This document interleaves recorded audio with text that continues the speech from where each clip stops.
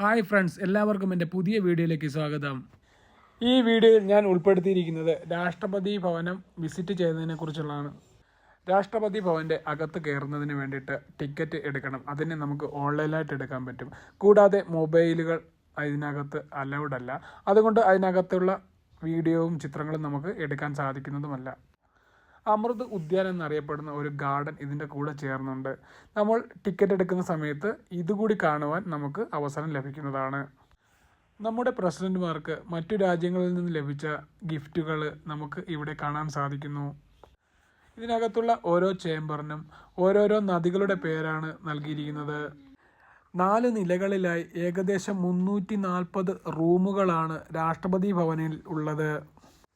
ഏകദേശം 200 വർഷങ്ങൾ പഴക്കമുള്ള തുണിയിൽ ചെയ്ത പെയിൻറ്റിങ്ങുകൾ നമുക്ക് ഇവിടെ കാണാൻ സാധിക്കുന്നു. രാഷ്ട്രപതി ഭവനിലെ ഏറ്റവും പ്രധാനപ്പെട്ട സ്ഥലമാണ് ദർബാർ ഹാൾ എന്നറിയപ്പെടുന്ന ഗണതന്ത്ര മണ്ഡപ്. പ്രധാനപ്പെട്ട എല്ലാ ചടങ്ങുകളും നടക്കുന്നത് ഈ ഹാളിൽ വെച്ചാണ്. കൂടാതെ പത്മശ്രീ പോലെയുള്ള അവാർഡുകൾ ദാന ചടങ്ങുകളും നടക്കുന്നത് ഇവിടെ വെച്ചാണ്. നിങ്ങൾക്ക് ഈ വീഡിയോ ഇഷ്ടപ്പെട്ടെങ്കിൽ തീർച്ചയായിട്ടും നിങ്ങൾ ലൈക്ക് ചെയ്യുക, ഷെയർ ചെയ്യുക, ചാനൽ കൂടി സബ്സ്ക്രൈബ് ചെയ്യുക. ഓക്കെ, അപ്പോൾ അടുത്ത വീഡിയോ കാണുന്നവരെ എല്ലാവർക്കും നന്ദി, നമസ്കാരം, ബൈ ബൈ.